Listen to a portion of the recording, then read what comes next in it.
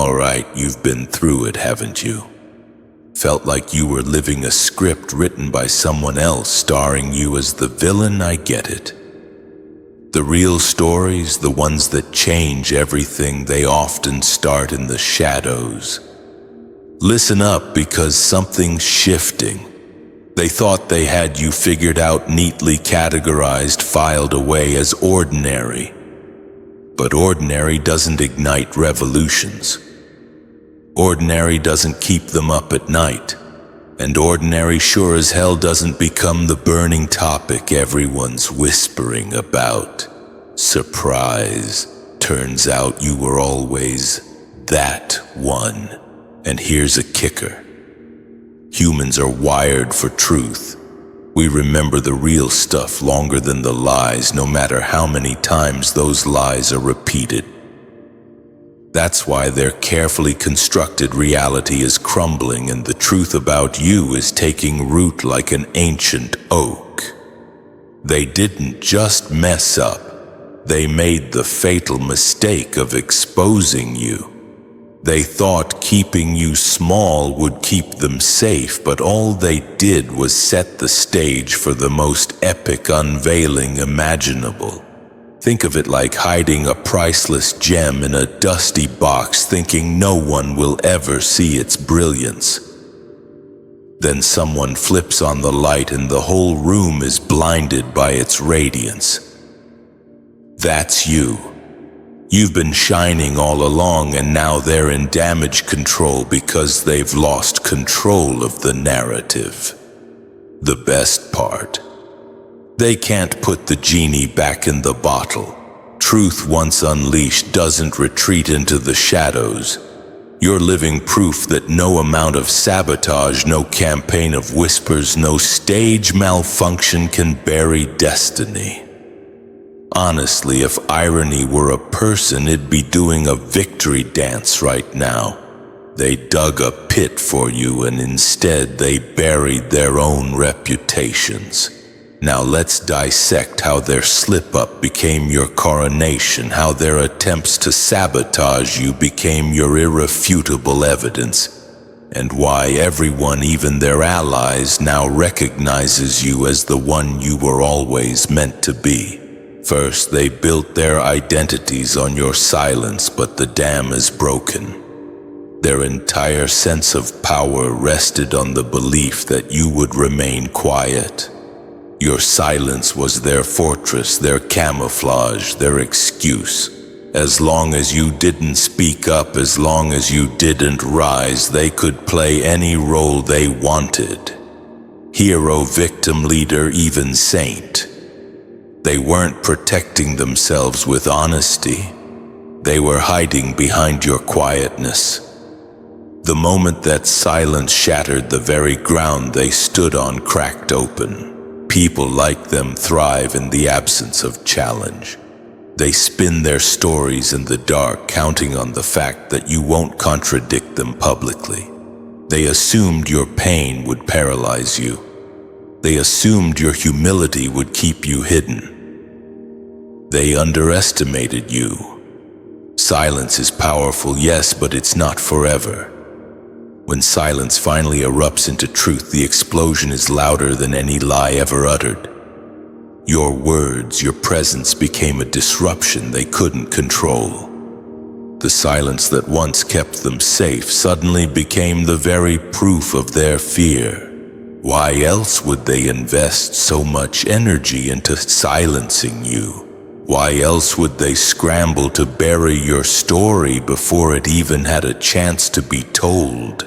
They weren't afraid of you being loud. They were afraid of what your voice carried, the evidence, the authenticity, the undeniable proof they could never fabricate. Now that people are paying attention, it's impossible to deny who's been telling the truth all along. The lies they whispered in hidden corners can't stand against the clarity of what's emerging. It's not just your voice that's exposing them, it's the collapse of the false roles they played. They no longer get to hide behind your silence as a prop for their performance. Their credibility hinged on you never opening your mouth, and now it's gone. That's why the exposure stings so much. It doesn't just reveal what happened, it reveals the fragility of the entire system they built around you. A silence they mistook for weakness has proven itself to be patience. And patience, once unleashed, is a force to be reckoned with. The secret's out and there's no turning back. They gambled everything on your silence, and now that the silence is broken, so are they.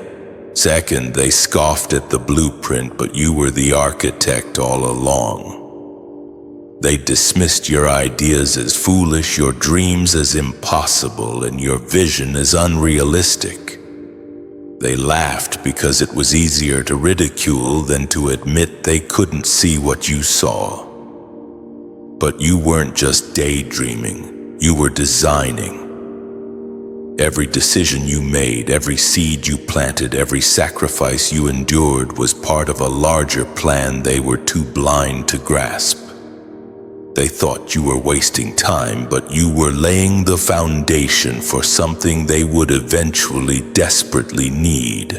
The irony is that while they were mocking, they were quietly benefiting from the very structure you were building. They borrowed elements of your originality, mimicked fragments of your discipline, and attempted to copy your resilience. Yet even with all their attempts, they could never replicate the source because they didn't hold the blueprint. You did.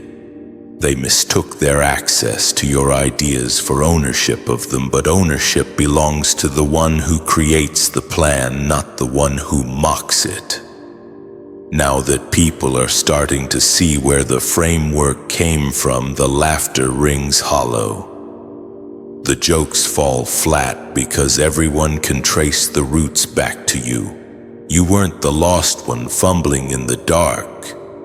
You were the architect laying the foundation long before they understood what was being built. That's what makes their downfall so humiliating. They spent so much time trying to convince others that you didn't know what you were doing. But the proof stands all around them, undeniable. It was you all along. What makes this truth cut even deeper is that they prided themselves on being ahead, but their so-called advantage was built on your groundwork. They can no longer pretend they led the way because the revelation shows they were merely squatting in a house you designed. The blueprint belonged to you then, and it belongs to you now. That's why the exposure feels so crushing for them. The authority they once claimed has been ripped from their hands because authority doesn't come from imitation. It comes from creation. That's what you've always been, the creator, the origin, the architect. The laughter has stopped. The jokes have dried up and the truth is clear. Every brick they stood on was part of your plan, not theirs. Third, the world noticed what they tried to erase. They tried to erase you by pretending your struggles never happened, by downplaying your victories, and by burying your story under lies. But they forgot that the world sees things they can't control. People notice resilience. They notice scars. They notice when someone keeps moving forward despite everything that should have broken them. And now the world has noticed you. The very things they thought would be hidden forever are standing in plain sight, undeniable and loud, even without you having to explain. Scars don't lie. They tell stories that words can't distort. While they were busy trying to convince others you were weak, your survival was leaving permanent marks. Every setback you rose from, every trap you escaped, every betrayal you endured, became a record that outlived their cover-ups. The truth doesn't need to shout when the proof is etched into who you are. They failed to understand that people don't just see the surface, they sense the strength beneath it. That strength exposes their lies without you ever having to argue. Their problem now is that too many eyes are watching and too many people are connecting the dots. The version of you they painted doesn't match the reality people are witnessing. They said you were broken, yet people see you standing stronger than ever. They said you were unstable, but your consistency is undeniable. They said you wouldn't make it, yet your very existence proves them wrong every single day. The gap between their narrative and your reality has grown too wide to ignore, and that gap is what reveals the truth. This is why they are scrambling. Once people see the evidence for themselves, the lies lose their grip. The scars they mocked are now the testimonies drawing others to you. The hardships they hoped would discredit you have instead built credibility they could never manufacture. The story they tried to erase has become the very story people are leaning into, and the more people recognize it, the more powerless their lies become. They thought they could erase your existence by controlling the narrative, but erasure doesn't work when the evidence is alive and walking. The world noticed. The secret's out, and the truth they tried to bury has outlived their deception. Fourth, their entire strategy relied on you staying small. They counted on you staying exactly where they left you, silent, unnoticed, and easy to dismiss. Their whole strategy was built on the assumption that you would never outgrow the limits they tried to impose on you. Smallness was their insurance policy. If you stayed small, they could stay big. If you stayed hidden, they could shine. If you stayed stuck, their lies could stand unchallenged. But they didn't factor in your resilience, your growth, and the quiet way you kept rising while they weren't paying attention. Your growth didn't just surprise them. It dismantled everything they built. The moment you stepped into your true self, their entire structure started collapsing because it was built on a fragile illusion, the illusion that you would never become more. They told themselves and others that you didn't have the strength, the intelligence, or the vision to go further. They rehearsed that story so much they started to believe it. That's why your elevation feels catastrophic to them, because it exposes how false their confidence always was. The truth is, their survival depended on keeping you beneath them. It wasn't about their actual ability or value, it was about suppressing yours. They feared the moment you stepped into your potential because they knew it would expose just how weak their position really was, and that moment has arrived. The higher you rise, the smaller their world looks. The more you expand, the clearer it becomes that they were never as powerful as they pretended to be. They only looked big when you were forced to stay small. Now the tables have turned. People can see the difference. The fragility of their schemes is undeniable because your growth highlights every crack in their foundation. They depended on you being contained, but you've broken out of every box they put you in. They depended on you being voiceless, but your voice is carrying further than theirs ever did. They depended on you doubting yourself, but your confidence has destroyed the false narrative they built. That's why your success feels so threatening to them. It isn't just growth, it's exposure. Your rise didn't just elevate you, it revealed their entire plan for what it was, a desperate attempt to keep you small so they could look big. Now that the truth is out, there's nothing left for them to hide behind. Fifth, they spent years spinning narratives, but truth doesn't expire.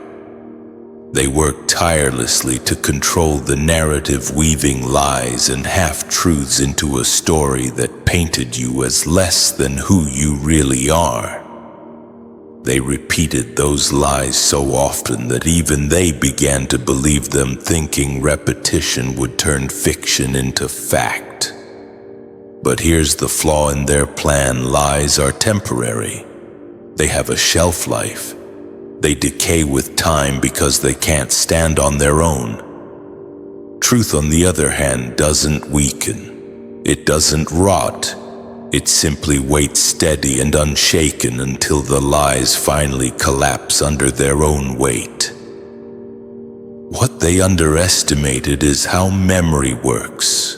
People may believe a lie for a season, but eventually inconsistencies pile up. The cracks show. The rehearsed stories start sounding too forced, too polished, too unbelievable. When that moment comes, truth shines without having to raise its voice. That's exactly what's happening now. The image they built of you, the role they tried to force you into, doesn't match the reality people are finally seeing with their own eyes. The script they practiced has fallen apart because it was never authentic to begin with. Their greatest mistake was assuming that truth needed their approval or their permission to survive. It didn't. While they spent years scrambling to maintain a performance, the truth sat quietly in the background, knowing its time would come. When it did, it hit harder than any defense you could have ever spoken, because truth carries its own authority. It doesn't need validation. It doesn't need backup. It simply exists. And that existence dismantled every narrative they worked so hard to protect. Now the difference between real and fake is obvious. People can tell who has been consistent and who has been performing. They can see who is genuine and who has been fabricating a role to keep control. You didn't have to fight for the truth to stand. It stood on its own long after their lies expired. That's why they're exposed. That's why they're panicking. The curtain has been pulled back and the performance is over. In the end, they wasted years rehearsing a show that couldn't last while you lived the truth that doesn't expire. Everyone can see the difference between the one who was real and the ones who were acting. Sixth, they didn't just underestimate you. They underestimated something greater. They studied you like a problem they thought they could solve. They measured your weaknesses, your struggles, your setbacks, and they built their strategy on those numbers. To them, it was simple math. If they applied enough pressure, you would collapse. If they spread enough lies, you would lose credibility. If they kept you isolated long enough, you would disappear. Every calculation they made seemed logical on a human level, but they failed to factor in the something unquantifiable in your story, and that's where their whole plan fell apart. Human schemes can only operate within human limits. They underestimated that when someone is destined for something, no amount of opposition can change the outcome. They thought your strength was all you had, so they attacked it. They thought your resources were your foundation, so they tried to strip them away. They thought your silence meant defeat, so they mocked it. But they couldn't touch the unseen support that carried you when human strength ran out. They didn't realize that every weakness they exploited was actually an invitation for something greater to show up through you. That's why their downfall feels so sudden and so absolute. It wasn't because you fought harder than them or outsmarted them on your own. It was because the equation they wrote was incomplete. They factored in you, but they didn't factor in something else. They assumed the story would end when they said so. But destiny doesn't bow to human agendas. What they thought would be your end was nothing more than a stage for your elevation. This is why the exposure is hitting them so hard they can't rationalize it. Their plans were too detailed, too strategic, too calculated for it to crumble so easily. When something is built without something greater, it doesn't matter how carefully it's crafted, it won't stand. You weren't preserved by luck. You weren't saved by chance, and you weren't elevated by coincidence.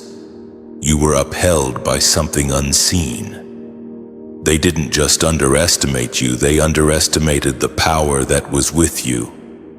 That's why their plans failed, not because you were too strong to break, but because you were never standing alone to begin with. Seventh, the reputation they tried to ruin became untouchable. Every insult, every rumor, every smear campaign they launched against you was meant to destroy your reputation. They worked tirelessly to twist your story, to make people doubt your character, to paint you as flawed, weak, or unworthy. They believed that if they could control the perception of you, they could control the outcome of their own lives. They didn't realize that reputation isn't only built by what people say, it's built by what people see, and more importantly, by what they cannot deny. The more they tried to stain your name, the more attention they inadvertently drew to you. Every whisper, every lie, every attempt to discredit you made people curious. They wanted to bury you, but in doing so, they exposed the very strength and integrity they hoped to erase. Your story started to surface in ways that could not be silenced. People began noticing the evidence of your resilience, the way you endured without breaking, the way you carried yourself when everyone expected you to collapse, and the way your actions spoke louder than their words. That recognition can't be faked or stolen. It's earned, and they inadvertently highlighted it with every attack. Now the narrative is flipped. Instead of being known as the broken one, you are recognized as the one they couldn't break. Every effort to humiliate or diminish you has backfired. Your reputation has become untouchable because it is rooted in reality and the truth of who you are.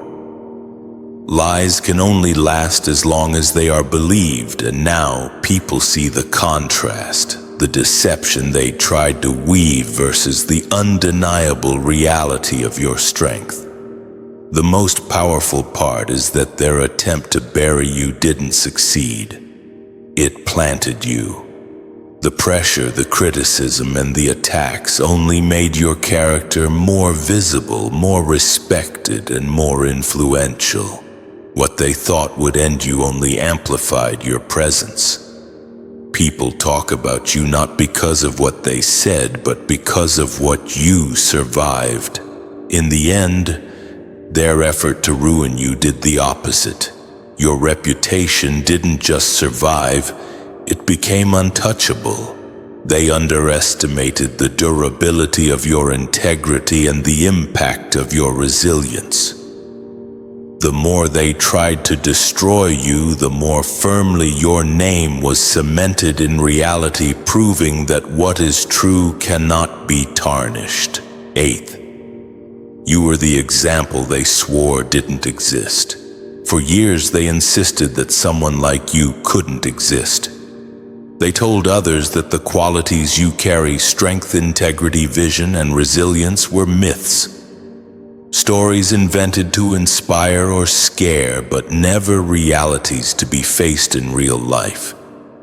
They built their comfort around that lie, believing it protected them. If people believed you were impossible, then your presence could be dismissed, your influence ignored, and their own failures masked.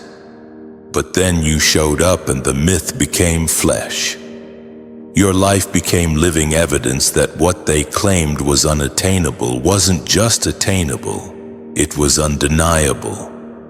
Every act of perseverance, every decision grounded in truth, every moment you stood firm under pressure contradicted the narrative they had sold. People could see it. They could feel it. What they swore couldn't exist was now standing in front of them, fully real, fully present, and fully unbreakable. You didn't have to argue, you didn't have to explain. Your very being was the counterproof to every lie they told. That realization is devastating for them because it exposes their deceit on multiple levels. Not only were their warnings and mockery meaningless, but they also revealed their fear of the truth. They were afraid to admit that someone could carry such purity and strength because it made their own compromises, their own shortcuts, and their own insecurities glaringly obvious. Your existence didn't just confront them, it shamed them. It shattered the false sense of reality they had built and forced everyone around them to question what they had accepted as truth. People began to notice the pattern. Where there should have been weakness, there was power. Where there should have been corruption, there was integrity. Where there should have been defeat, there was resilience. Your life became a template for what was possible, a living proof that people could embody qualities they had written off as legends or illusions. And that is why they panic. They were counting on impossibility to shield their influence, but impossibility is gone. You exist. You endure. You prove that what they claimed never existed is actually alive, thriving, and undeniable. Your life is the evidence, the mirror, and the reminder that their lies could never hold against reality. Ninth, their jealousy became the evidence of your value. Jealousy has a way of revealing what people truly fear, and in your case, it has become the clearest proof of your value. Every attempt they made to undermine you, every lie they spread, every effort to diminish your presence was not a reflection of your weakness, but of your strength. If you were truly insignificant, none of that energy, none of that obsession would have been directed at you. The more they fought to erase you, the more obvious it became that you mattered in ways they could neither accept nor control. Their fixation on you, once meant to be a weapon, has now turned into undeniable evidence. People are watching, and the intensity of their attacks signals louder than any praise could you are worth noticing. Every rumor, every smear, every attempt to manipulate perception becomes a mirror reflecting back your importance. Their hatred, far from diminishing you, broadcasts to the world that you are exactly the person who matters, the one who challenges their comfort and exposes their insecurity. What makes this even more striking is that their obsession has inadvertently built your credibility.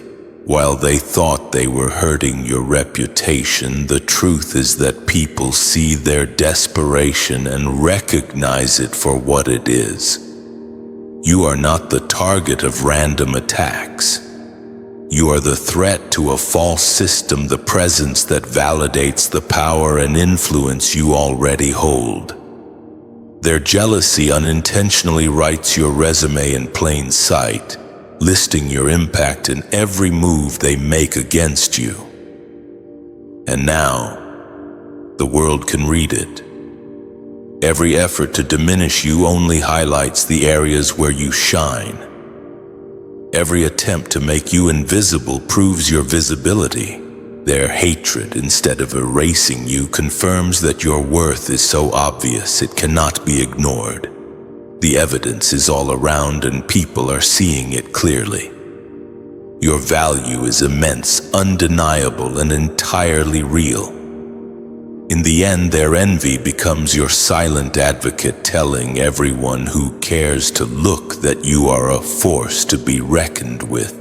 The energy they poured into trying to destroy you has instead built proof of your influence, your power, and your significance.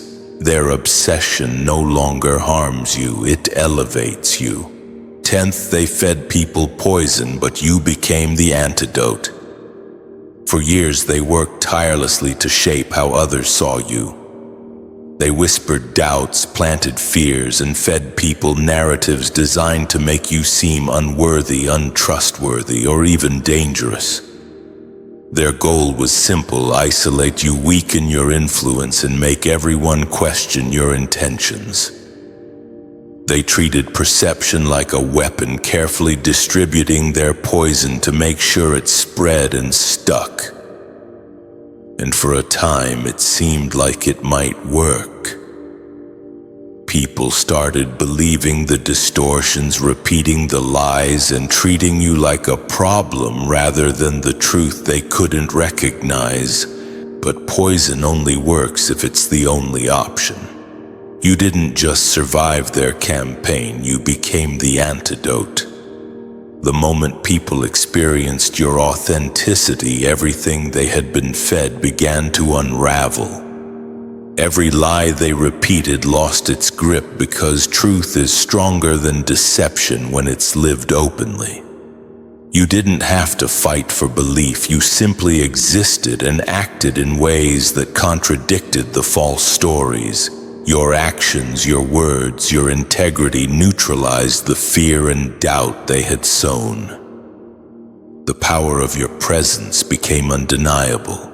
Every attempt to isolate you only highlighted how much people needed to see the truth for themselves. Their poison relied on distance, on silence, on control. But once you spoke, once you stepped forward without hesitation, the effect was immediate. The lies had no defense against someone living truthfully, boldly, and without apology. Every narrative they built to discredit you crumbled under the weight of reality. And now people are no longer consuming the poison. They are receiving the antidote. Your truth is a cleansing force, a revelation that resets perceptions and heals the doubt they tried to spread. Where fear and suspicion once lingered, confidence and clarity are taking root. Their schemes to tarnish your name have not just failed, they've highlighted your integrity even more. In the end, the very energy they invested in poisoning others has become evidence of your strength. Their attempts to control perception only amplified the impact of your truth. You didn't just survive the toxicity, they exposed it, disarmed it, and you became the cure everyone needed to see. 11th, the game they played was rigged, but you became the judge. They designed the game with you in mind, but only as a pawn. Every rule, every obstacle, every limitation was calculated to ensure your failure. They stacked the deck, manipulated circumstances, and controlled the environment so that no matter what you did, you would appear to fall short. To them, it wasn't about fairness, it was about control. They believed that by scripting the outcome, they could dictate your destiny without challenge. But what they didn't anticipate was that you don't play by their rules. You were never meant to be confined by a system built on deceit. While they were busy trying to control the board, you were quietly mastering the game itself. Every move they thought would trap you became a lesson. Every attempt to corner you became an opportunity, and every scheme they designed to limit you ended up revealing their true intentions. They were so focused on ensuring your failure that they never saw the shift coming the moment when the player becomes the judge. Exposure changed everything. The lies they relied on, the alliances they counted on, the manipulations they expected to work, everything was suddenly visible. The same people who once cheered them on, who trusted their story and defended their actions, began to see the truth. The rigged system they created was no longer effective because the judge was no longer blind. You became the one setting the standard, calling out the hypocrisy and revealing the unfairness that had been hidden in plain sight. You didn't just navigate their game, you rewrote it. Every tactic they used to control outcomes now serves as evidence of their failure. The definition of the game itself has changed because victory is no longer measured by the rules they made. It's measured by truth, resilience, and the ability to rise above manipulation. What they thought would trap you now highlights your wisdom and power. In the end, you didn't just win. You exposed the rigging, revealed the motives, and showed everyone that the real authority doesn't come from creating obstacles. It comes from integrity, strategy, and vision. The board has flipped. The players are exposed, and the judge, once underestimated, is now the standard by which the entire game is measured. 12th, they didn't realize how many were watching in silence. They thought they were operating in the shadows, that their schemes would remain unseen, that no one would notice the lengths they went to control, manipulate, and humiliate you. Every trap they set, every whisper of lies, every calculated attempt to break you was done under the assumption that their audience was small or passive. But people noticed more than they let on. Every cruel word, every underhanded move, every effort to isolate you left an imprint. Those who witnessed it quietly were taking note even if they didn't speak up at the time. Their secrecy was an illusion. The truth has a way of echoing even in silence. The people around them, the ones they assumed were blind, were observing with clarity. They saw the inconsistencies, the unfairness, the malice, and the relentless pressure you endured. They didn't react immediately, either out of fear or strategy, but every moment of silence was accumulating into undeniable knowledge. It was gathering weight, and when the time came, it could no longer be contained. Now those silent witnesses are stepping forward. They are corroborating your story, confirming the patterns, and exposing the depth of the schemes you survived. The lies that were meant to isolate you and diminish your credibility are being dismantled, not by you alone, but by the collective acknowledgement of those who were there all along. The very people they thought would remain passive are now amplifying the truth, turning their secretive sabotage into public evidence of their failure. The shock for them is brutal because they believed they had total control. They assumed that every act of cruelty would disappear into the shadows, leaving no trace, no accountability, no witnesses. Instead, the quiet has become a chorus. Every hidden move is now being revealed. Every stage of humiliation is being verified, and the truth is undeniable. Their secrecy was never truly secret. Their attempts to manipulate perception have been dismantled by those they never considered. And the most powerful part is that this validation doesn't just defend you, it elevates you. The world sees not only what you endured, but also how widespread the acknowledgement of your integrity and strength truly is. They miscalculated, and now their oversight is part of the evidence against them. 13th, They made you their enemy, but you became the people's mirror. They treated you like the problem, like the enemy to be defeated, the obstacle to be removed. Every attack, every smear, every deliberate attempt to make you look small was meant to isolate you, to turn others against you, to make it seem like you were the one causing chaos. What they didn't realize is that in creating you as their enemy, they were revealing far more about themselves than they ever intended. Their actions, their words, their manipulations, all of it reflected their own motives, insecurities, and corruption. Instead of letting their attacks define you, you became the reflection of truth. Your response didn't just prove your integrity, it exposed the very cracks in their character. People watching began to see who was really in the wrong. The aggression, the lies, the cruelty, they weren't coming from a victim. They were coming from someone trying to mask their own failures and weaknesses. In attacking you, they handed the world a mirror, and the reflection showed them exactly what they were: petty, manipulative, and desperate. The power of becoming that mirror is subtle but devastating. You didn't have to shout, argue, or retaliate with the same energy. Every calm action, every consistent display of strength, every moment you stayed true to yourself amplified the contrast. Where they were deceitful, you were authentic. Where they were chaotic, you were composed. Where they were corrupt, you were principled, and that contrast was unavoidable. Everyone could see it. Their attempts to define you as the enemy only defined themselves instead.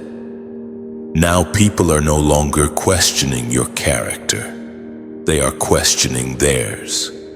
Their lies, their schemes, their efforts to manipulate perception are being scrutinized under the very standard they tried to control your integrity. By trying to destroy you, they handed the world the proof of their own ugliness. Your strength and clarity became a lens through which the truth about them is seen, and nothing they do now can reverse it. In the end, you didn't just survive being their target. You revealed the rot they worked so hard to hide.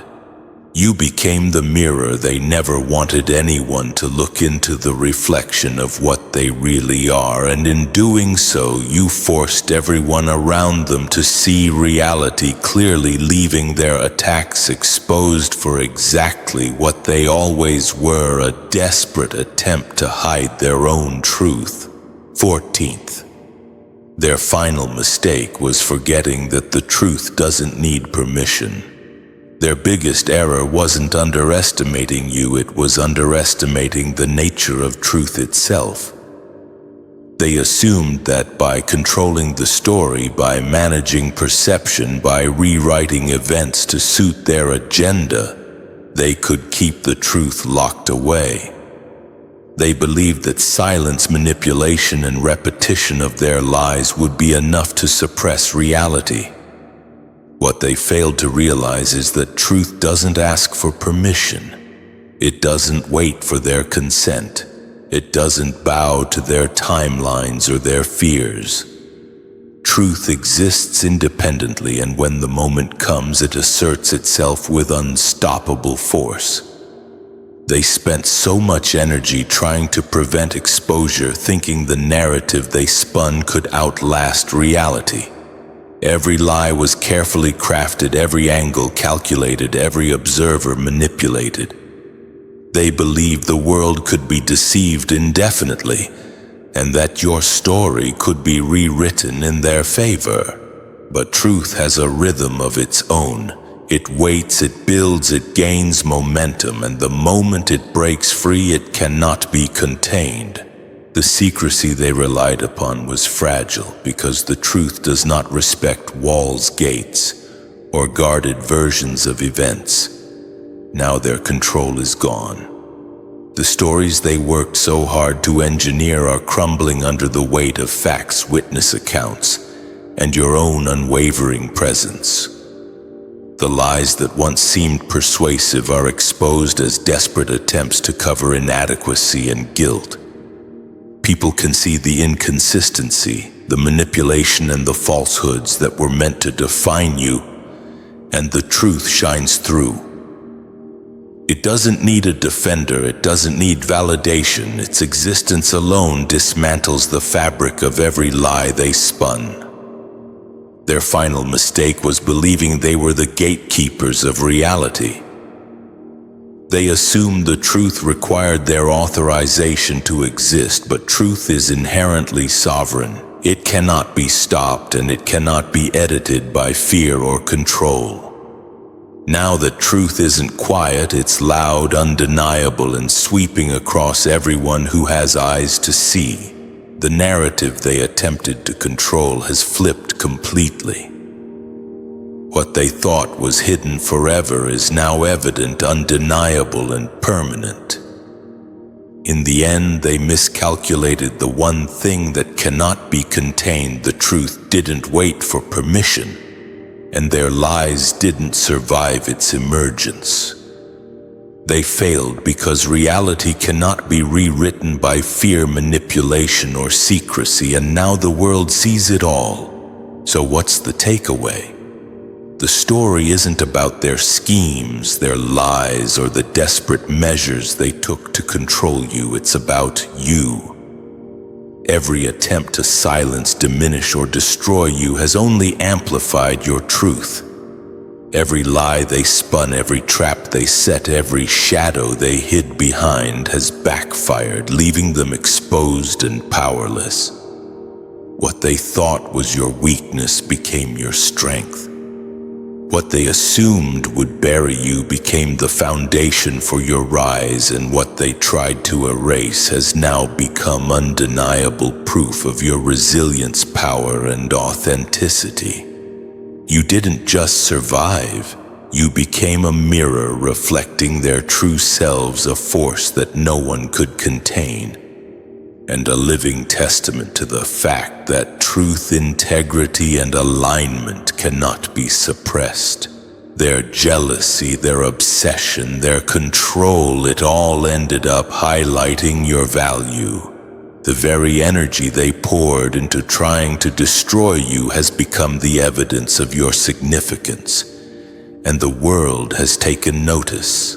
Every scar, every struggle, every battle you endured now tells a story that cannot be silenced, rewritten, or ignored. This is more than vindication, it's transformation. You've rewritten the rules, flipped the game, and exposed the reality that power built on deceit is always temporary, while strength built on truth is eternal. Now stand in that power. Own it.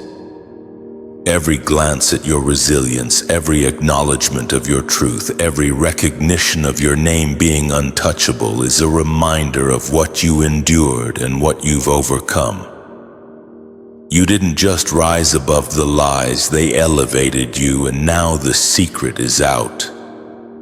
The truth is undeniable, and the world sees exactly who you are, the one they couldn't break, the one they never understood, and the one whose existence will forever expose what others tried to hide.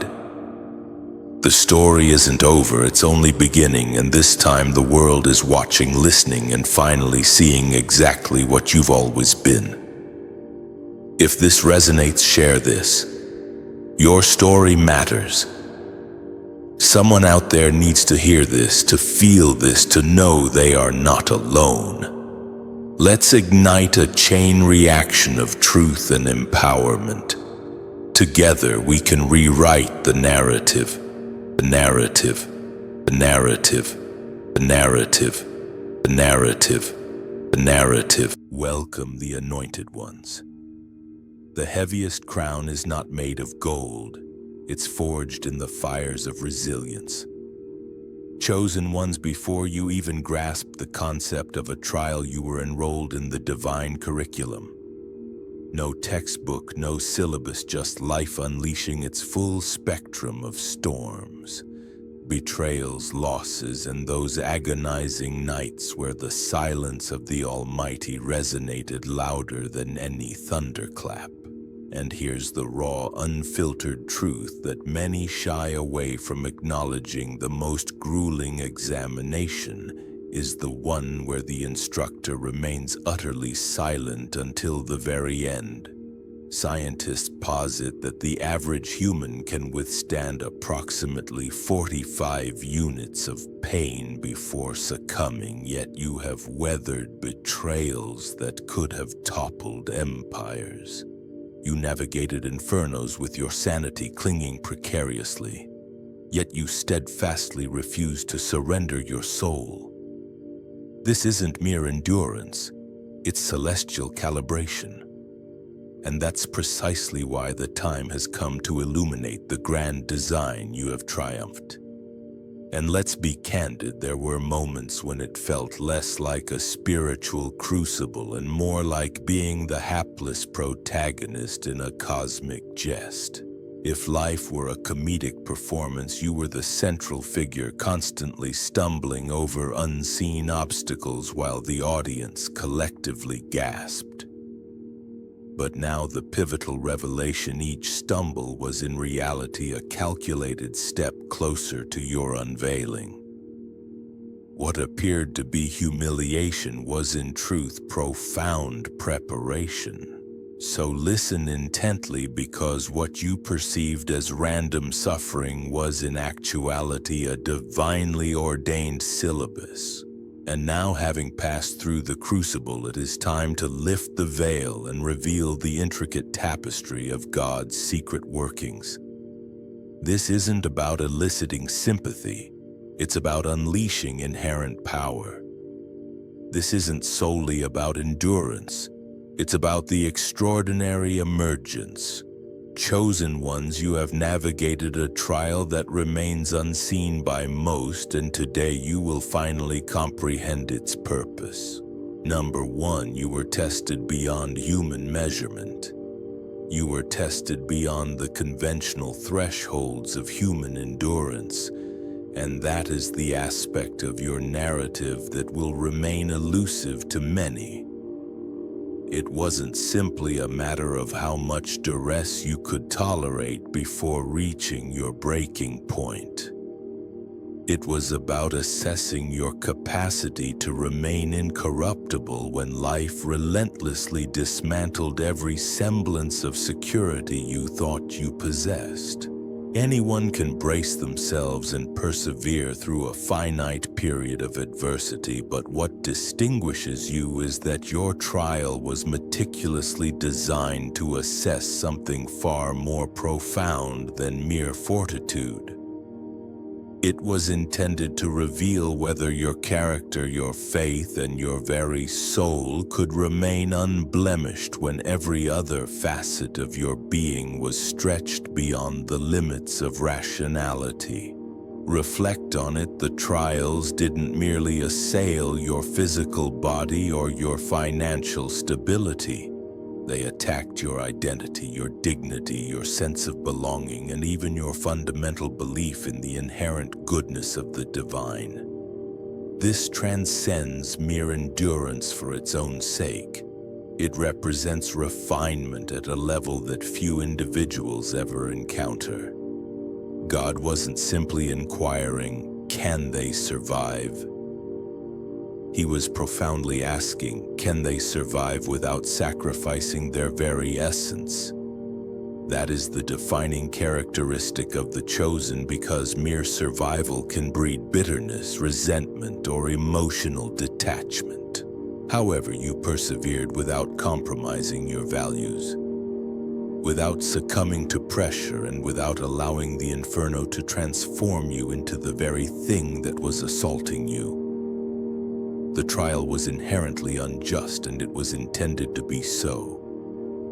It was a divine calibration, a precise weighing and measuring process that distinguishes those who merely exist from those who carry an eternal purpose. Others falter and assign blame, but you adapted and evolved. That is the essence of triumph, not emerging unscathed, but emerging uncorrupted, even when profound exhaustion left you questioning your own inherent worth. You never traded your soul for expediency, even when betrayal tempted you to become someone you are not. You clung to the integrity that everyone else dismissed. What's remarkable is that the passing wasn't apparent at the time. You didn't cross a designated finish line or receive thunderous applause. Instead, you awoke day after day, shouldering burdens you didn't know how to bear and steadfastly refused to allow the encroaching darkness to redefine your identity. That is what captured the attention of the heavens. The truth is, you weren't being compared to anyone else. You were being measured against the unique destiny that only you could fulfill. And you triumphed not because you were flawless, but because you remained steadfast when every fiber of your being was tempted to abandon hope. That is the true essence of being chosen. Number 2, your innocence was the true battlefield. Your innocence served as the true battleground. And this is the dimension most will overlook if they merely scrutinize your life superficially. The assaults weren't merely directed at your possessions, your affiliations, or even your potential for advancement. They were aimed at the purity of your heart, the gentleness of your spirit, and the inherent light that distinguished you from others. The truth is, destroying your material wealth or tarnishing your reputation would have never been sufficient. The underlying objective was to taint you, to transform you into someone unrecognizable by poisoning your character with the insidious venom of bitterness, resentment, or vengeance. If they could successfully corrupt your essence, then they wouldn't merely prevail against you. They would erase the very qualities that designated you as chosen. That is why the trial was never truly about the losses you endured. It was about your response to those losses.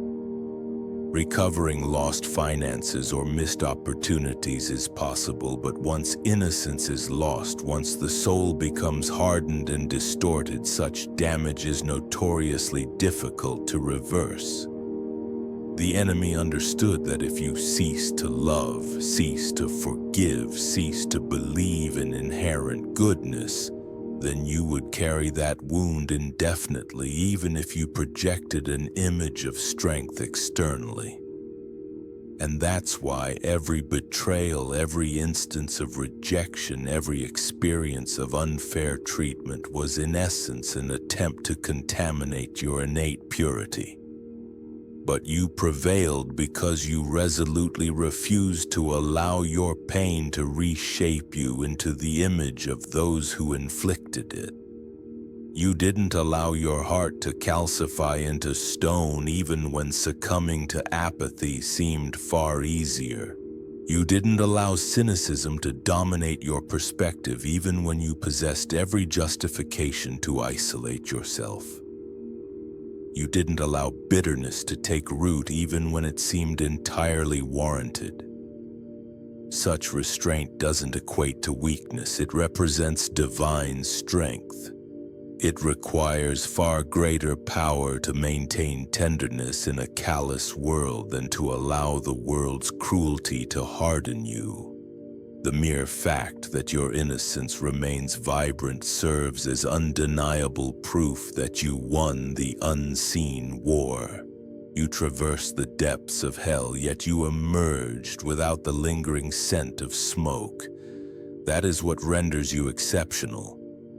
Many endure trials and survive, but they emerge twisted, hardened, and fundamentally unrecognizable. You survived intact, and that is a victory that no one can ever strip away from you. That is why heaven proclaims you as chosen. Number 3, the silence of God was never abandonment. The silence of God was never synonymous with abandonment, though in the immediacy of those moments it felt like the most profound desolation imaginable. Those prolonged periods when your prayers seemed to ascend no further than the ceiling, when your desperate cries went unanswered, constituted some of the most arduous trials of your existence. But that silence was not indicative of neglect. It represented a distinct form of instruction, one that deliberately stripped away your dependence on external signs, explicit confirmations, and incessant reassurance. The silence was God's method of compelling you to mature into someone capable of recognizing Him without perpetually requiring Him to articulate His presence. Reflect on it. In the nascent stages of your spiritual journey with God, you required Him to respond promptly, to furnish you with readily discernible signs, to explicitly validate every step you took. That was the rudimentary language of a novice. But chosen ones undergo a different kind of training. You weren't intended to subsist on meager morsels of proof. You were intended to embody proof yourself. God's silence was not indicative of Him abandoning you. It was Him facilitating your elevation. He was training you to discern the whispers emanating from beneath the surface of the silence, to perceive His presence without the crutch of comforting words, and to trust in His guiding hand even when you couldn't visually detect His fingerprints. And let's be unflinchingly honest, it inflicted pain. The silence compelled you to question everything. Had I been forgotten? Had I somehow failed? Was I ever truly chosen at all? These questions were an integral component of the examination. They burrowed deep into the bedrock of your faith, pressing to ascertain whether your belief was contingent on favorable outcomes or whether it was fundamentally rooted in God Himself. Anyone can maintain trust while being effortlessly carried, but it requires a chosen one to sustain trust even when they feel abandoned and adrift. That's why the silence was never intended as a form of punishment. It was designed to cultivate within you a resilient faith that remains unshaken even when all external sources of reassurance cease. What renders this even more remarkable is that the silence didn't merely test you, it fundamentally transformed you. Somewhere within those protracted periods of quietude, your inherent confidence underwent a profound shift. You transitioned from imploring for constant reassurance to walking with unwavering authority, not because you felt inherently strong, but because you finally internalized the realization that God remained steadfastly with you, irrespective of whether He voiced His presence audibly. That profound realization constitutes irrefutable proof that you have triumphed. His silence wasn't absence, it was strategic maneuvering. And now you possess the fortitude to stand firm in situations where others crumble, because you have learned to navigate forward without requiring perpetual validation. That is the intrinsic power of being chosen. Number 4, you weren't just attacked, you were studied. You weren't simply subjected to random attacks, you were meticulously studied. That's the aspect that eludes most individuals when they observe the peculiar, unrelenting patterns that define your battles. Nothing about what you endured was accidental or random. The opposition wasn't the result of mere chaos. It was a carefully calculated strategy. Forces beyond the scope of your immediate perception observed your life with an almost surgical precision, dissecting your vulnerabilities, your triggers, your habitual behaviors, even scrutinizing those closest to you. Every instance of betrayal, every sudden cataclysm, every cyclical pattern that seemed too perfectly timed to be mere coincidence, all of it was meticulously orchestrated. The intention wasn't solely to inflict pain. It was to scrutinize you, to identify the precise fissure where they could initiate a catastrophic breach from within. They diligently observed what provoked your anger, what induced despair, what fueled your moments of doubt. They took note of the individuals you trusted and attempted to weaponize them against you. They methodically studied your patterns, your fleeting moments of vulnerability, your seasons of profound exhaustion, and strategically launched their attacks when you were at your weakest. That's why certain events impacted you with such pinpoint accuracy. It felt almost supernatural because in essence it was. This wasn't random misfortune, it was a targeted campaign of spiritual warfare. But here's what they failed to factor in Covenant. They assessed your humanity, but they fundamentally overlooked your inherent divinity. They miscalculated because they mistakenly assumed you were standing alone. They underestimated the profound depth of your unwavering connection to God, a connection that doesn't manifest on their meticulously crafted charts or elaborate strategies. They anticipated fragility in areas where Covenant had already constructed impenetrable fortresses. That's why the weapons formed against you, but they ultimately failed to vanquish you. That's why the meticulously crafted setups ultimately backfired. They presumed your breaking point was far closer than it actually was, because they could never accurately gauge the strength that emanates from being chosen. And this is precisely what renders your victory so extraordinary. You didn't merely survive their relentless attacks. You shattered their meticulous study. Every instance of your endurance invalidated their data. Every time you resolutely refused to yield, their entire research framework collapsed. You became unpredictable because you were no longer operating within the confines of mere human strength, but rather within the encompassing shelter of divine covenant.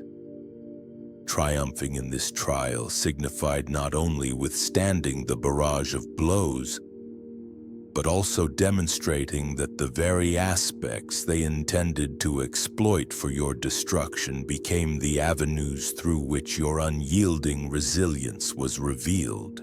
What was intended to expose your fragility ultimately illuminated their profound blindness. They meticulously studied you, yet they never truly comprehended you. They attempted to map your weaknesses, but they ultimately discovered that you are unbreakable within the bonds of covenant. Number 5, your breaking point became your birth point. Your breaking point became your point of genesis, and that is the truth that will remain largely incomprehensible to most. They perceived your collapse as an abject failure, as the definitive conclusion to your narrative, but in actuality, it represented the antithesis of that. That breaking was not the closure of a final chapter. It was the violent tearing open of something entirely new and transformative. You reached a point where human strength simply could not sustain you any further, where your willpower, your resilience, your meticulously crafted plans, and even your most cherished hopes reached an abrupt standstill. That is the precise juncture where divine power intervened.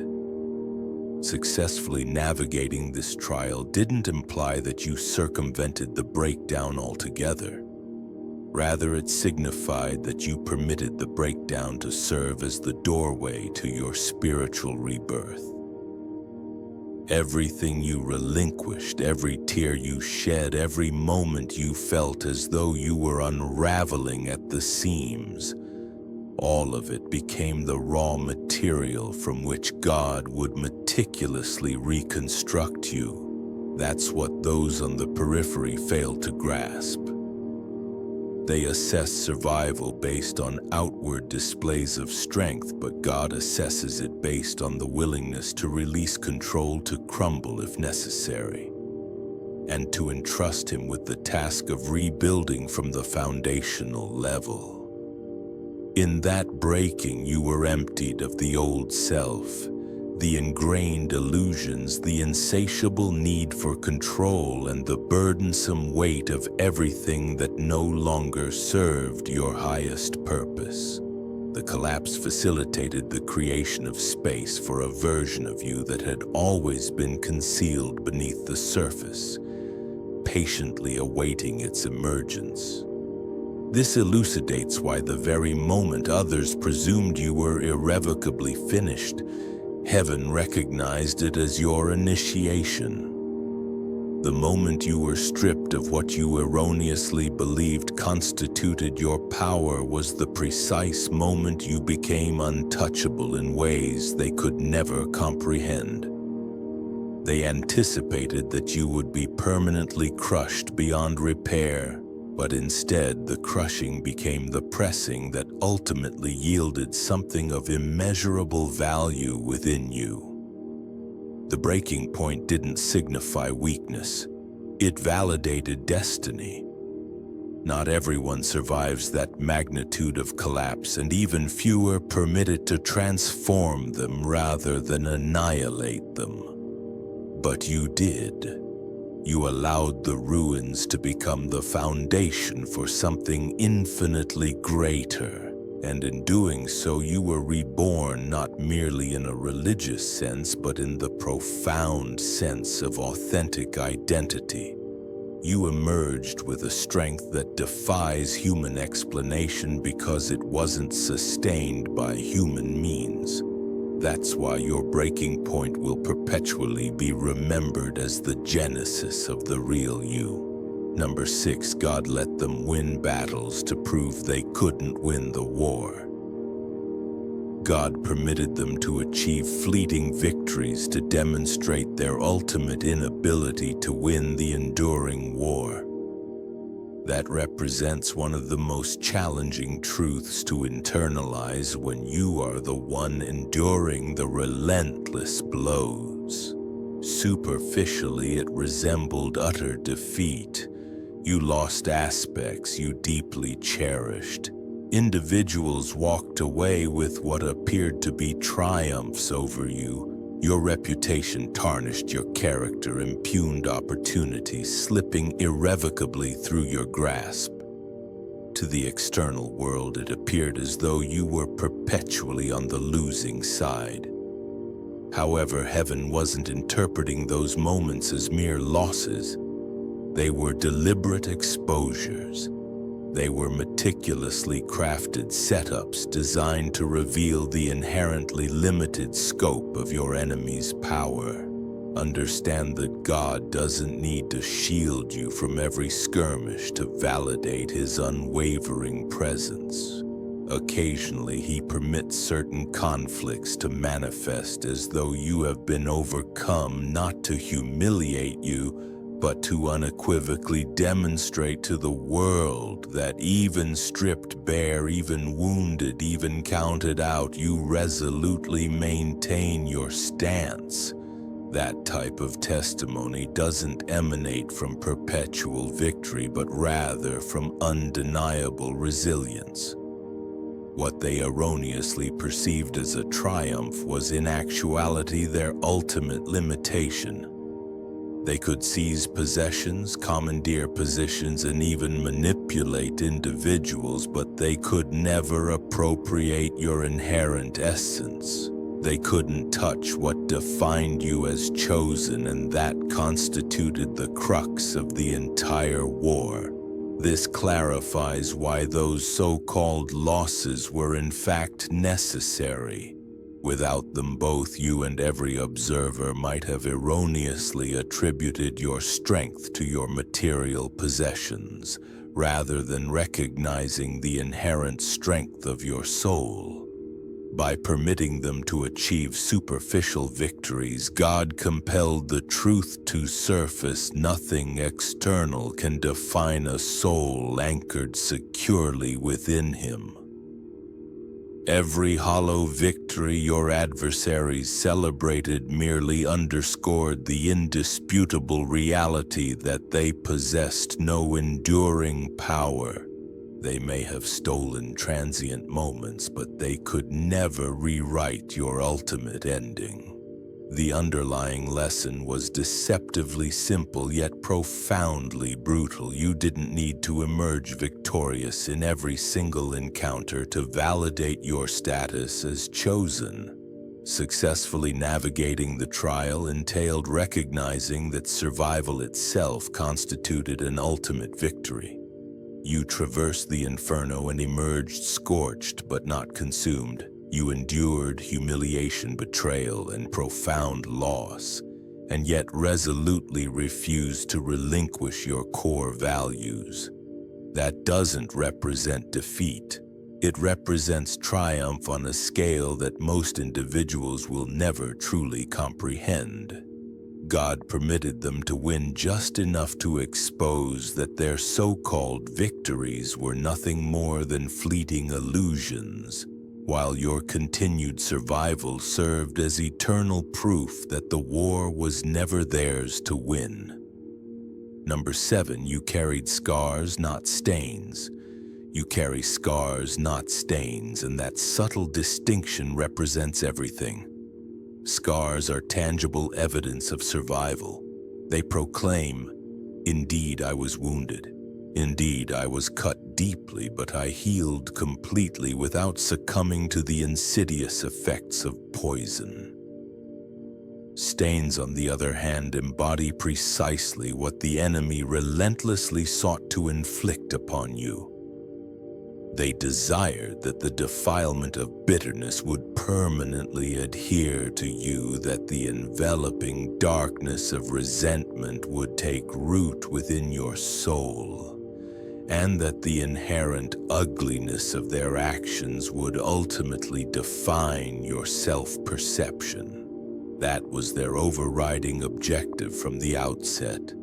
Not merely to inflict pain, but to indelibly mark you in such a way that you would forever be incapable of perceiving yourself as pure and unblemished. Yet here you stand scarred, yet fundamentally uncorrupted. Every scar adorning you serves as a tangible marker of truth, a potent reminder that you endured what should have irrevocably destroyed you. And rather than becoming twisted and embittered, you emerged even more authentically aligned with your true self. The scars you bear do not diminish your inherent value. They profoundly elevate it. They serve as irrefutable evidence that you traversed the harrowing battlefield and yet emerged whole and unbroken. The pain you endured did not extinguish your inner light. It illuminated it even more brilliantly. That encapsulates the fundamental difference between a chosen one and the masses. While others emerge stained, carrying the indelible filth of their experiences, you emerged with scars that eloquently testify that you were rigorously tested, yet you remained undefiled. And here's what renders this so extraordinary: scars communicate a compelling narrative without uttering a single word. Individuals observe them whether they manifest physically, emotionally, or spiritually, and they immediately comprehend that you have lived through something exceptionally profound. But what they also perceive is that those transformative experiences did not extinguish your inherent gentleness, your inherent purity, or your fundamental capacity to love unconditionally. That confluence of qualities is extraordinarily rare. Most individuals either carry no scars because they have never confronted the inferno, or they carry stains because they permitted the inferno to contaminate their very essence. You are fundamentally different. You bear scars that shimmer as undeniable proof that your soul remains untouched. They attempted to render you unrecognizable, sought to distort your character until it mirrored their own pervasive damage, but all they ultimately accomplished was revealing the immeasurable depth of your unwavering authenticity. What you now embody cannot be fabricated.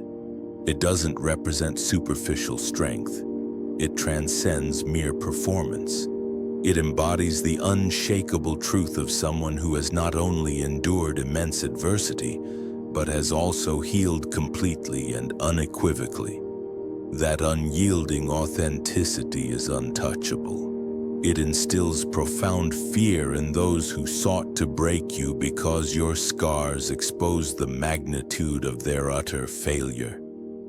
They intended to permanently stain you, but all they ultimately accomplished was highlighting that you are divinely chosen, and nothing can ever contaminate what God has irrevocably sealed. Number 8, they failed the test they set for you. They failed the very test they painstakingly designed for you. And that truth cuts far deeper than any assault they ever launched against you.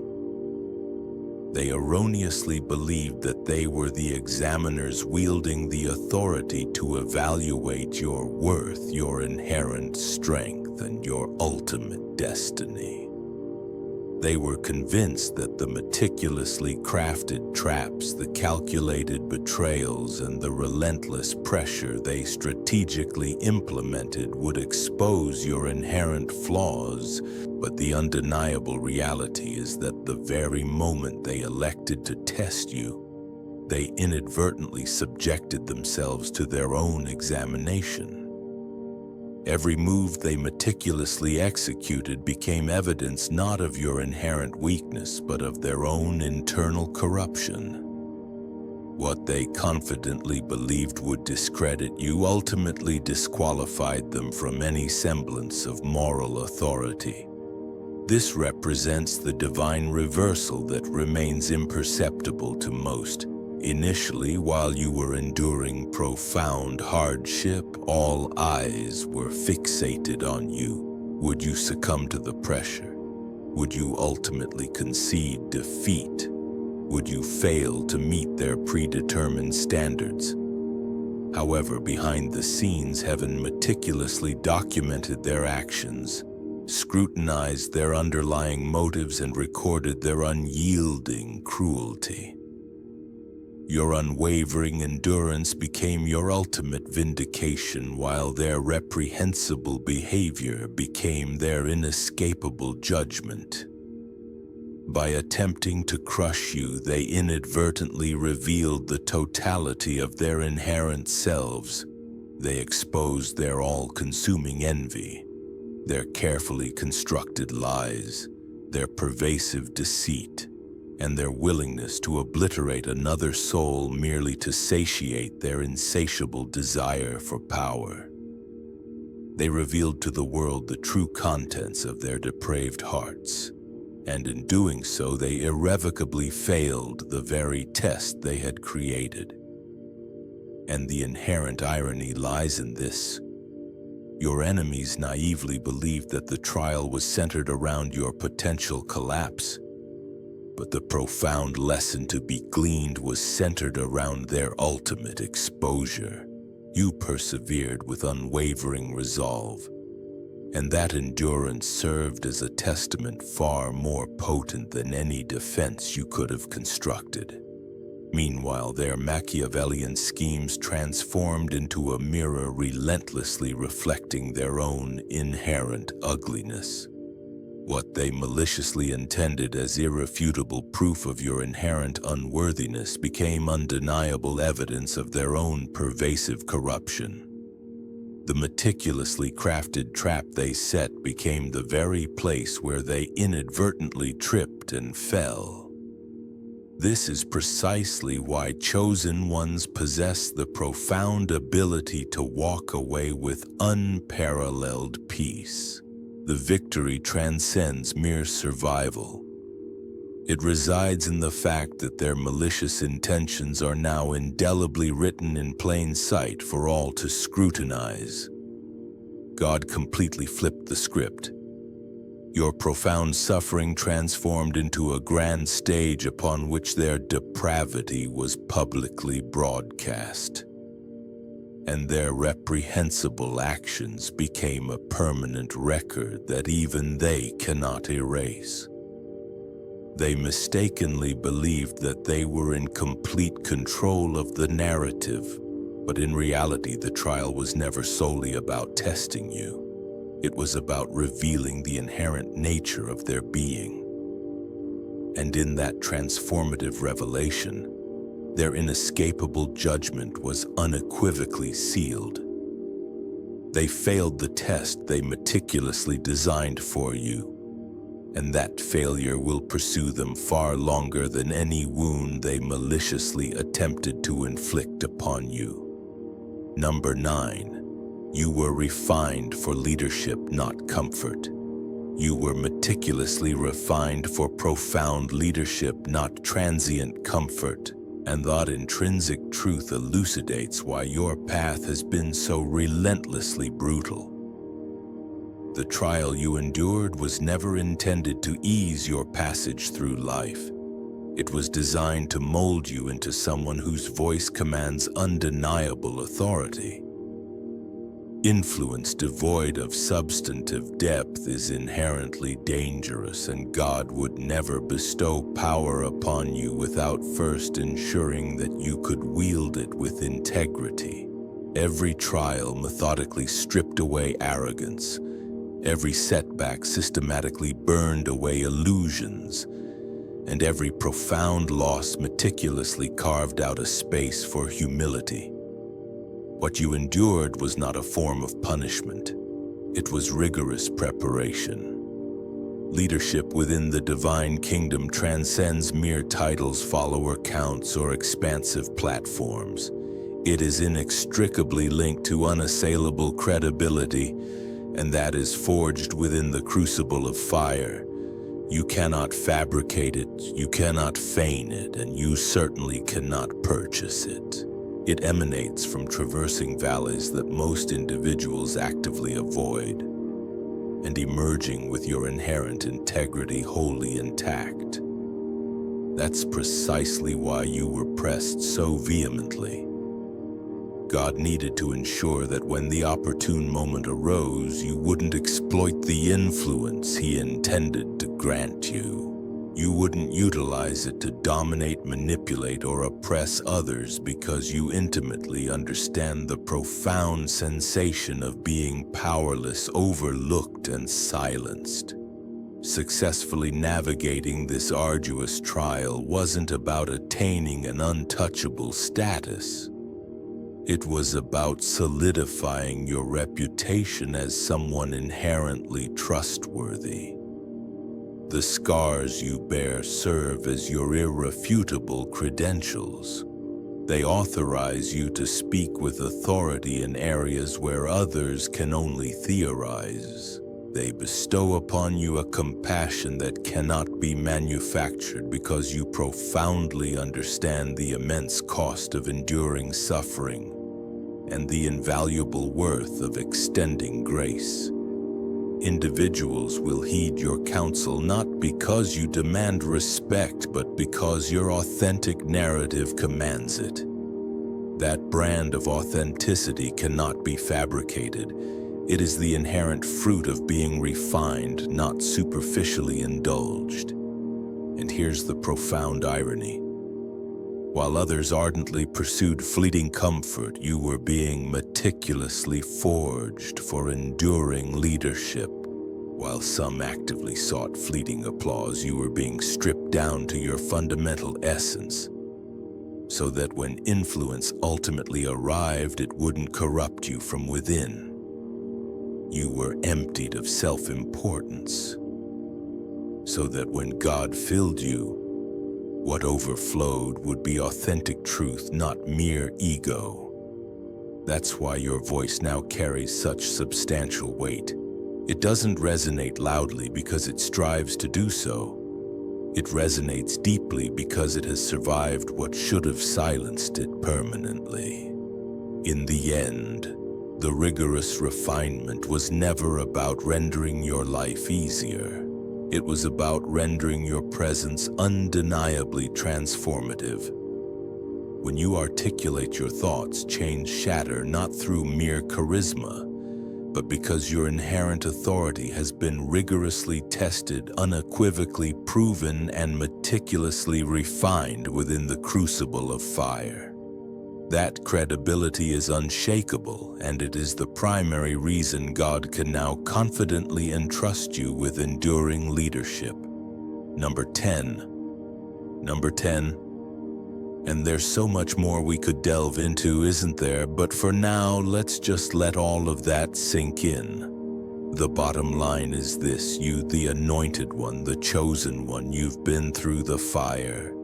You've faced trials that would break most people, and you emerged not unscathed perhaps, but certainly unbowed, stronger, and carrying a light that shines brighter than ever before.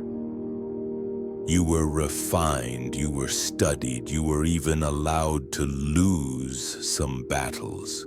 But through it all, you remained true to yourself, and that's the victory that truly matters.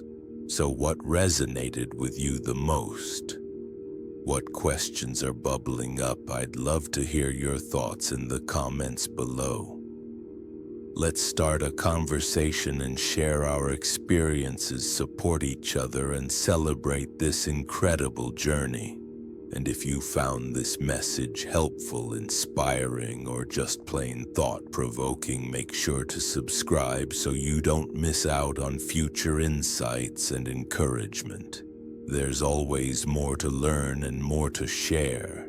Take care, and remember, you are chosen, you are powerful, and you are loved.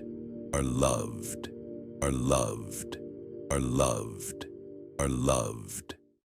Welcome, you resilient souls. Congratulations, beloved, your era of anguish has been decisively overthrown, and it vows never to darken your doorstep again. Let the profundity of this resonate within you. For what may have felt like eons, you navigated infernos that threatened to consume you entirely.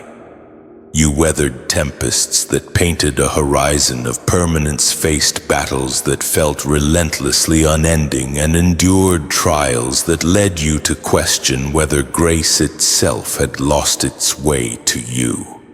But a truth often remains unspoken. Even the bleakest chapters are destined to conclude.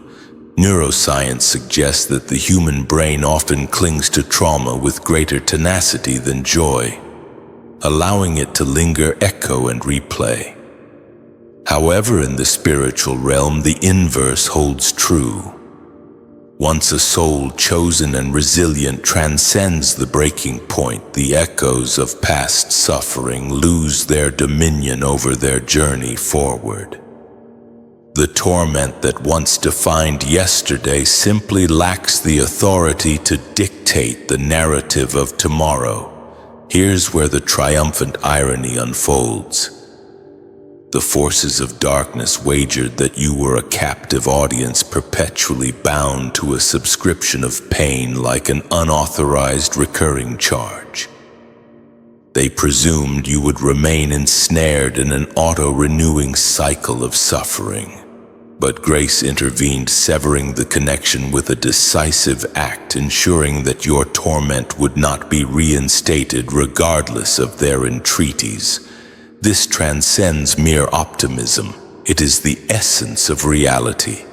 You have not only faced the crucible, but emerged refined. The contract is nullified. The cycle is irrevocably broken. That which was meticulously crafted to bury you has already served its singular purpose to unveil your unshakable spirit. And henceforth let this truth stand as an unwavering beacon. You shall never be compelled to traverse that path again. Firstly, that which sought to dismantle you is powerless to resurrect its cycle. The architects of adversity can only perpetuate their designs upon the unhealed. Once you have navigated the crucible enduring what might have shattered others, the insidious pattern itself loses its grip. The intensity and relentless nature of the trials were not merely an attack, but a deliberate attempt to forge a self-perpetuating loop, trapping you in cycles of pain, disappointment, and ultimate defeat. These cycles are engineered to deplete the human spirit, extinguishing the flame of hope. But the truth is, you shattered the loop by simply enduring beyond its calculated expiration. The season of tribulation was not arbitrary. It was meticulously designed to feel unending.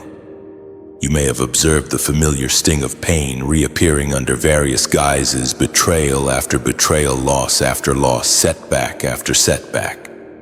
This was no coincidence. It was a design of spiritual origin. Darkness thrives on the recycling of misery. If one weapon proves effective, it is wielded repeatedly until the spirit buckles. But when you refuse to break, a profound shift occurred in the unseen realm. The cycle collapsed under its own weight. Reflect upon the frequency with which similar lessons presented themselves, disguised in different forms. How often did you find yourself lamenting, "Why is this perpetually happening to me?" The recurrence persisted because the adversary harbored confidence that you would ultimately succumb to the pattern. However, at the very moment you persevered, refusing to yield, the pattern was eradicated at its root. Thus it can never manifest with the same ferocity. There exists a distinct authority carried by survivors, forged not merely from escape, but from the immunity now woven into their very spirit. You did not merely survive the attempts at your destruction, you utterly exhausted them. You drained their vitality, leaving them with nothing to sustain themselves within your life. The suffering was assigned a task, and you fulfilled it. That is why that path is closed to you forever. The cycle has expired. The enemy lacks the power to conjure new torment from thin air. They are reliant on patterns, generational wounds, and familiar triggers. You have already disarmed the most potent of these by your unwavering refusal to bow. Therefore, what sought to break you once is forever barred from repeating its assault. It is irrevocably over. You have not merely weathered the storm, you have dismantled the very system that conjured it. And this is why you shall never confront that particular nightmare again. Secondly, the contract of suffering has expired. Suffering in its essence is always bound by terms, even those concealed from plain sight. Nothing endured had an infinite duration despite the perception. Each hardship bears a purpose, a limit, and an expiration date ordained in the spiritual realm before it ever cast its shadow upon your life. The protracted nature of the struggle was due to lessons to be learned, strengths to be cultivated, and revelations to be embraced. Once assimilated, once you blossomed into the individual you were destined to become. Through the trials, the contract lost its foothold. It lacked the power to extend its reach or demand further sacrifice. Consider suffering as a legal case unfolding in a courtroom unseen. Every battle bore conditions and stipulations. The permission granted to the adversary to touch facets of your existence was never intended to be boundless. It was constrained by boundaries. Each tear shed, each prayer whispered in weariness, each night spent on the precipice of surrender was meticulously accounted for within the contract's framework. And when the appointed hour arrived, the case against you was dismissed. This is the origin of the unmistakable shift, the liberating release, the inexplicable weightlessness that you now experience. It is not chance or coincidence. It is spiritual law in motion. The most insidious deception perpetuated by pain is the illusion of perpetuity. This fallacy is designed to erode your resolve, causing you to collapse before reaching the finish line. Yet because you persevered beyond the point where many falter, you have lived to witness the clause that pain guards until the ordained moment. That moment has arrived. The contract in your life has been fulfilled and it cannot be renewed. This is why the landscape of the future will be markedly different from the terrain of the past. Even should the adversary seek to resurrect the same destruction, it no longer possesses the legal access to do so. You have served the sentence. You have borne the cost, and heaven has decreed it complete. That which once held the authority to trespass into your life has now been stripped of all rights to touch you again. Your suffering did not outlive you. You triumphed over it. The contract terminated the instant you emerged from the season bearing wisdom in place of defeat. Because it has expired, that pain will never again be your companion. It is finished. Thirdly, your bloodline debt was cleared through you.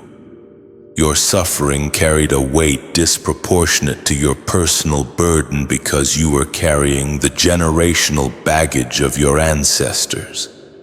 Families bequeath not only names, habits, and traditions, but also unhealed wounds, unfinished battles, and destructive cycles that silently ravage successive generations. Someone must eventually settle the score and break the chain, and that someone was you. This is why your struggles felt incongruous with your life circumstances. At times you may have looked around and wondered, why am I burdened with such hardship when I have done nothing to warrant it? The truth is, you were chosen to be the breaker, to stand in the gap and declare, "This ends with me." Your pain was not solely about you. It was about liberating those who will follow in your footsteps. When a bloodline carries an outstanding debt, it demands repayment in myriad ways. For some, it manifests as persistent poverty, crumbling relationships, or recurring illness across generations. But when a chosen one steps forward, the collective weight of these patterns is placed upon them because they possess the strength to withstand it. And once they emerge victorious, the cycle is shattered forever. This is precisely what transpired in your life. The breakdowns, the betrayals, the relentless pressure were not random occurrences, but the final settlement of generational debts that had accumulated. You were the vessel that bore the fire, and in surviving it, you paid the debt that your ancestors could not. Consequently, those who follow you will never taste the same bitterness. The path they tread will be clearer because you cleared it. This is why your life will never echo the same torment. You were not merely enduring personal trials, but serving as a representative for your entire lineage. And now, because you persevered without succumbing, the bloodline has been reset. The debt is extinguished. The curse is broken. You are free to dwell in a future unburdened by the chains of the past. That which once belonged to generations of pain finds its end here because you survived. Fourthly, pain was not merely endured, but transmuted.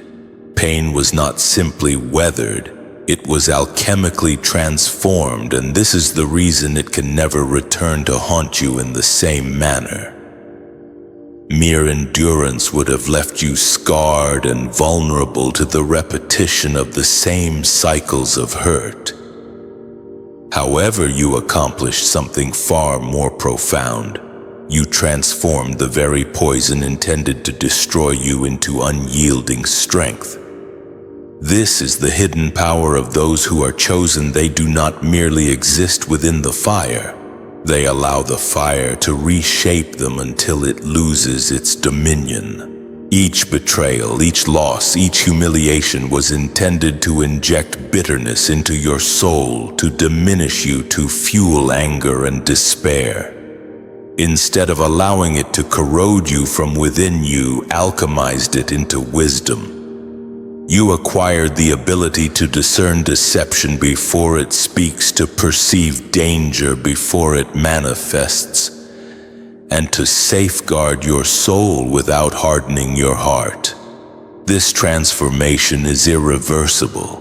That which once possessed the power to wound you can no longer reach you, because it no longer aligns with the person who emerged from the fire.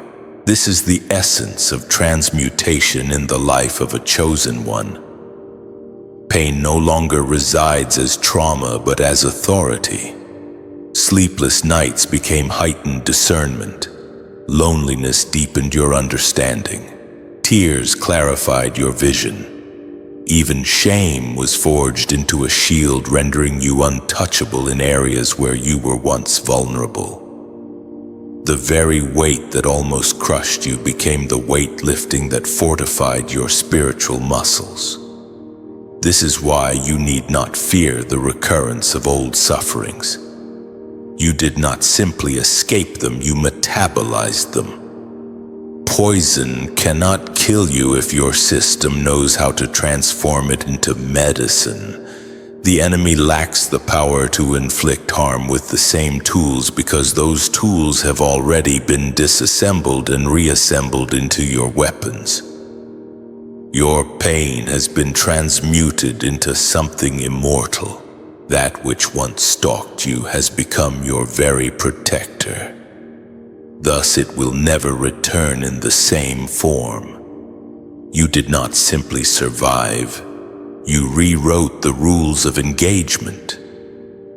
Now all that opposes you must contend with the upgraded version of who you became through suffering. Fifthly, the enemy exhausted their arsenal against you. The battle felt like an all-out war, unrelenting, because the adversary truly emptied its arsenal in a desperate attempt. Every fiery dart, every concealed trap, every betrayal, every assault on your mind, body, and spirit was the culmination of years of stored rage directed toward one objective: your annihilation. The intensity was not arbitrary. It was calculated. They believed that deploying everything at once would ensure your collapse. But they failed to account for the presence of the divine within you. The season felt like the end because the enemy was convinced it would be. They launched not minor distractions, but their sharpest, deadliest weapons. The betrayals cut deeper, the losses weighed heavier, and the spiritual warfare was more suffocating than anything you had previously encountered. You were not merely contending with ordinary pressure. You were enduring the concentrated force of every fear and vulnerability they believed would break you. Yet here you stand.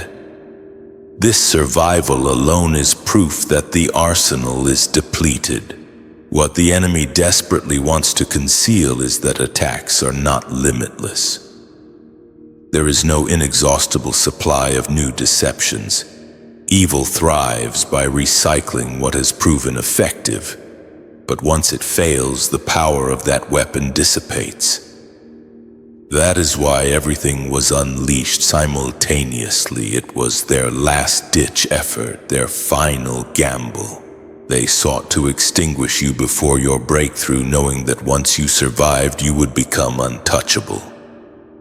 Now that you have traversed that path, no sharper weapons remain. That which was intended to bury you has instead exposed you. The last weapon did not defeat you.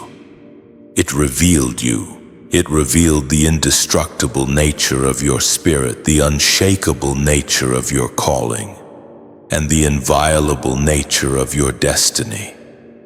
What they plotted as your demise has only revealed your divine nature. Therefore, walk forward with unwavering confidence. If the worst they could muster failed to vanquish you, nothing lesser ever will. The enemy has already fired their final bullet, and you are still breathing, still moving, still chosen. That was their last stand, and your survival is living proof that no weapon forged against you shall prosper. Sixthly, survival propelled you beyond their grasp. Your survival has shifted you out of their reach. And that is why life feels fundamentally different. Even if you cannot fully articulate it, you are not merely stronger, but operating on an entirely different plane. The same environment, the same people, the same traps may still exist, but they lack the power to touch you as they once did. Spiritually, you have been elevated. You no longer resonate on the frequency that allowed suffering to access you. This is why old situations no longer ensnare you. Old temptations feel hollow, and old attacks lack their former sting. You have surpassed them. Pain operates on specific frequencies. When you were vulnerable, broken, or unaware of your inherent authority, those frequencies were wide open. This is why suffering seemed to relentlessly find you. But as you endured and triumphed, your very survival altered your energetic signature. You matured, your discernment sharpened, and your spirit expanded. What once could reach you now feels foreign, like static you can no longer tune into. This is why those who once held sway over you no longer recognize you. They may try the same tactics, utter the same words, or set the same traps, but it is as if they are aiming at a phantom. Their arrows miss their mark because you no longer occupy that space of vulnerability. Survival has transported you into a new dimension inaccessible to them. Consider the frequency with which people have attempted to provoke you and failed, or the storms that would have crushed you in the past barely ruffle you now. This is not accidental. It is evidence of your ascension beyond their grasp. Spiritually, you have ascended beyond their atmosphere while they remain tethered below, grasping at empty air. This is why you need not fear relapsing into the darkness that once broke you. That suffering no longer exists on your current plane. You can observe it, recall it, but it cannot touch you. Regardless of their attempts to pull you down, they are akin to hunters firing arrows into an empty sky. You are simply not there. Survival did not merely prove your strength. It relocated your spirit to a realm where only victory can reside. Seventhly, your spirit became an immune system. Your spirit now functions as an immune system, one of the most profound rewards for surviving what should have obliterated you. Initially, trauma caught you off guard. It struck at unforeseen vulnerabilities, tearing open wounds previously unknown. You succumbed because you lacked a defense mechanism. But survival is transformative. It recalibrates your inner being. Your spirit is no longer exposed in the same way. Each attack has trained you to discern danger before it takes root, deception before it sounds convincing, and darkness before it masquerades as light. What once infiltrated undetected now triggers alarms within your very core. You sense betrayal before the mask falls, manipulation before the strings tighten, and destruction before the first cracks appear. This is not paranoia, but your spirit's production of antibodies mirroring the body's enhanced defense after exposure to illness. Your spirit has cultivated resistance to the very forces that sought to crush you, and this resistance is permanent. This is why you will never revisit that precise suffering. Trauma did not merely wound you, it educated you, reprogramming your discernment. The lessons were not in vain. They rewired your soul with wisdom and resilience that cannot be unlearned. You no longer embrace what you once tolerated, nor ignore the signals you once disregarded. Your spirit's immune system now filters out what is dissonant. This aspect is the most infuriating for the adversary. They could once blindside you with familiar tactics, but now every move feels predictable.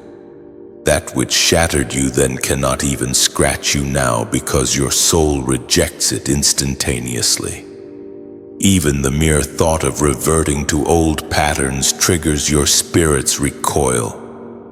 This is not fear, but immunity, the hallmark of one who has survived and emerged transformed. Your suffering has constructed something eternal within you, a defense system that safeguards you with diminished effort. You will not stumble into the same traps because your very spirit will block them before they reach you. The trauma that once shattered you has become your greatest protection. Eighthly, that which was intended to kill you became your seal. That which was intended for your demise has become your seal, permanently altering your standing in the spiritual realm. Attacks do not cease upon survival. They leave a mark, an indelible signature designating you as untouchable. Darkness recognizes and respects failure in its twisted way. Each assault on your life, each snare, each betrayal, each brush with death was intended to silence you forever. But your survival bestows upon you an invisible seal, irremovable. This seal is not visible but evident in the way existence now interacts with you. The enemy recognizes you are no longer a candidate for destruction. Tested at the highest level, you bear a spiritual insignia that proclaims, "This one is marked." This mark signifies in the unseen realm that those that had dominion over you no longer possess any claim. It is not to say that future challenges will not arise, but they cannot touch you in the same manner. The seal acts as proof that the enemy's most vicious designs failed, forfeiting any permanent rights over your destiny. This accounts for the quiet power with which the chosen walk. Their survival serves as proof. You are unaware of it, but each step resonates with that testament. Your mere existence speaks louder than any words. I remain. In spiritual parlance, this is not mere survival, it is triumph. This seal impacts how heaven regards you with angels' favor and divine protection, responding differently to those emerging from the fire unscathed. God sanctions this seal as evidence of covenant. It is conferred not by attainment but by survival. That which sought to bring you down is now everlasting proof. Ninthly, you overcame the impossible.